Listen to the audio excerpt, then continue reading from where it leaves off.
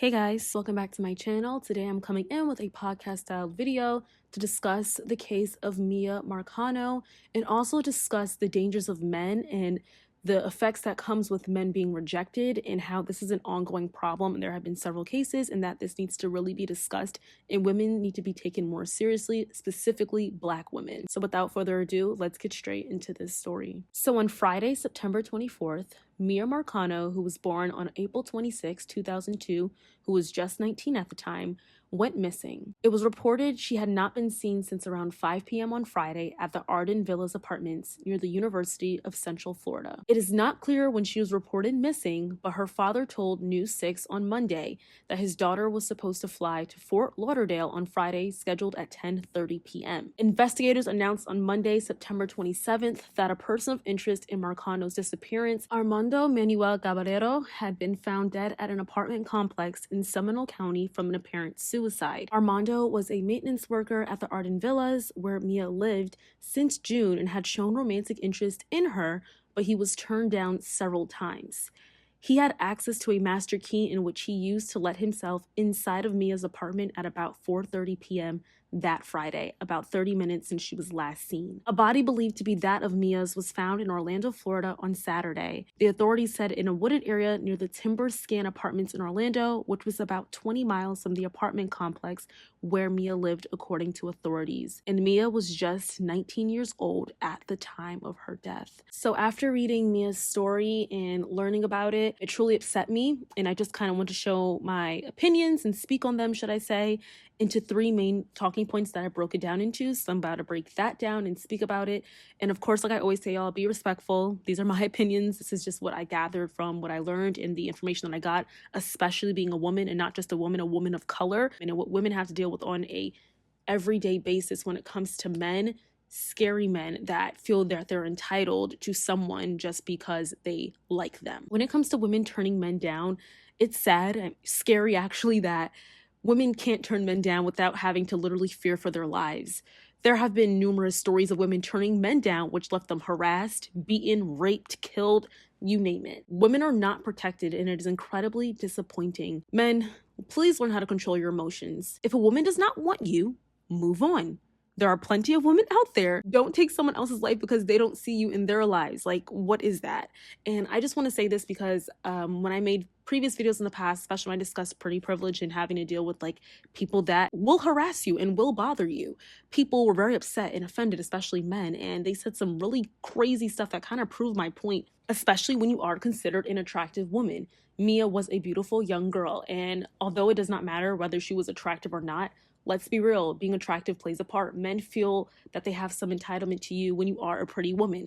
And that led to her demise at the end of the day. And it's just so saddening and disappointing that people kind of don't take it seriously. They think that it's women complaining if they're attractive, if they say that these things do happen. These things happen so much. And obviously it's not just what is a conventionally attractive woman. It is also women in general. We deal with so much, especially when it comes to men and not feeling safe. I don't even understand why a maintenance man needs a master key. Like, I don't get that. I don't think you need a master key. If I need something fixed, I will contact you and let it be known I need assistance, and you will enter when I ask you to be there and when I have someone there with me. I don't know why maintenance men have a key. I think that needs to be something that is eradicated. And if I need help, just knock at my door and I'll be there, and I'll make sure that I get the help I need. And if I want you to be there while I'm not home, you will know that and you'll be notified that. Just because I live in an apartment building, that should not take away some of my rights. I understand that the landlord has a key. I get it, but it's just, I don't know. The entire system when it comes to apartments needs to be fixed, especially when it comes to women.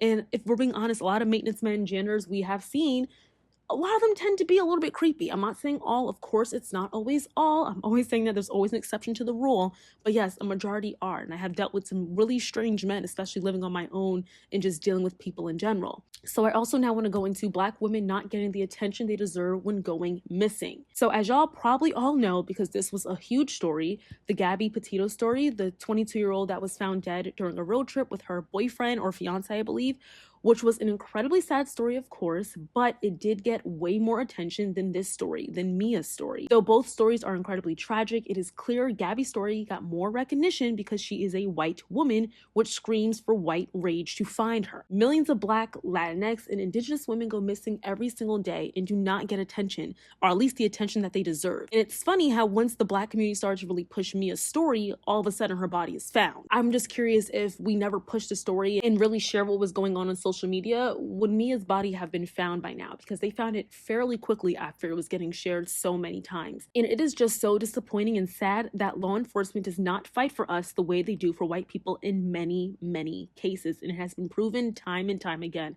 especially with the millions of Black girls going missing every single day. So I live in Baltimore, in the DC area. There are so many Black women that go missing on an everyday basis. And it does kind of terrify me, especially when I don't live with my parents and I do live with friends, but you know, people that aren't going to care for you as much as your family would and make sure that you are safe. So I don't necessarily know how safe I am out here not being at home. And this goes into my last and final point, and that has to do with safety. I have some tips that I give and that I feel that have kept me safe since living on my own and being by myself and not being with my immediate family.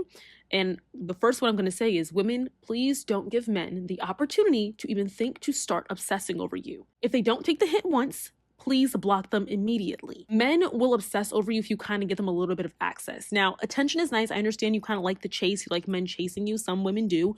Or if you don't, you're just trying to be polite. Don't be polite. Make sure you block these men. If they're being weird, strange, saying some odd things, block these men. Do not give them a chance to want to be so desperate that they want to harm you. Like, block these men right away. Always share your location with at least one person and let people know if you are being stalked, okay? If you keep getting the same message from the same man, make sure you notify someone. So say, God forbid, you do go missing, something gets done a little bit quicker than if you didn't tell anybody that, hey, this man named Robert has been stalking me for the past 2 months, 2 weeks. It's important to notify people and let people know these things. Do not open your door for anyone, especially men, when you are not aware that they be making a presence in your home. If you see someone at your door, whether it is a man or a woman, and you're like, I didn't have any guests here, I didn't expect to see any guests, do not open your door until they identify who they are and why they are there, and then say they're saying like, oh, I have an Amazon delivery. If you know you do not order anything from Amazon, girl, do not open that door. Tell them to leave it on your front porch and do not go and check outside for at least the next few hours. There are so many stories of women getting either sexually assaulted, getting robbed, getting hurt really badly because they open these doors to like delivery men and they're expecting a package, or they're thinking, hey, like who would wear a FedEx costume or uniform without not working for FedEx? Many do, and it's kind of scary. So just please take that protocol. And please purchase safety measures. Every woman should have a Ring camera. So I have a Ring camera at my home. And although it goes off all the time on the most sudden movements, it is very nice to see somebody at the front door before I open the door, because we don't have like a peephole. And my landlord actually got us all Ring cameras because my neighbors, who are also a group of women living together, they had some man come up to them knocking on their door asking them for a jump cable, and they thought it was a little bit weird and suspicious, and they didn't feel safe without having a Ring camera because they had to open their door in order to see who was at the door. And especially with so many girls living in one home, everybody has different guests coming in and out, so you don't really exactly know who is knocking at your door or who's expecting company. So that is really important to have. I really like the Ring camera. It makes you feel a lot safer. And places like Amazon, Walmart, Lowe's, any of those hardware stores, Target, they have door lock safety that enhances the unlikeliness of someone breaking into your home. So if you want to purchase something like that, definitely do so. It's so important. And last but not least, when traveling, I think every single woman should have some form of protection on them, whether that's mace, whether that is a taser. Make sure you have some form of protection on you. A knife. I know there's these things that you put in your knuckles that you could punch someone in or stab them in the chest. Something that will keep you safe. And honestly, don't try and be a hero. Just hit them once and run, okay, as fast as you can. Don't ever run straight to your vehicle. Don't ever run straight to your house. You don't want them to know where you live at. You don't want them to know what you're driving. Just be safe and be smart as well. And obviously, we know that all the safety protocols we can take, the inevitable can still happen, but it's just better to take these safety protocols and measures. RIP to Miya Marcano. I was really, really praying that this girl made it out alive. You know, it was very unlikely after hearing that this man committed suicide, apparently. But I was just hoping and fingers crossed, especially for her family and just her being such a young girl, and just relating to the fact that I live on my own and being by myself, it feels like sometimes that could happen to me, God forbid. And the best thing I could really say for Miya and her family is, please, I wish you guys the best and all my deepest condolences. And I hope that Miya is soaring in heaven. I know heaven's supposed to be a better place, so I'm hoping she is in a much more peaceful state of mind and she served her purpose on this earth, in this life, and she's probably just thriving elsewhere. And yeah, please be respectful in the comments. I'd like to know what you guys think, of course, down below. But like I said, be respectful because sometimes y'all do the most. We could have different opinions. We could have the same opinions, but still be respectful always. And thank you guys so much for watching, and I will see you all in my next video. Love you guys. Bye.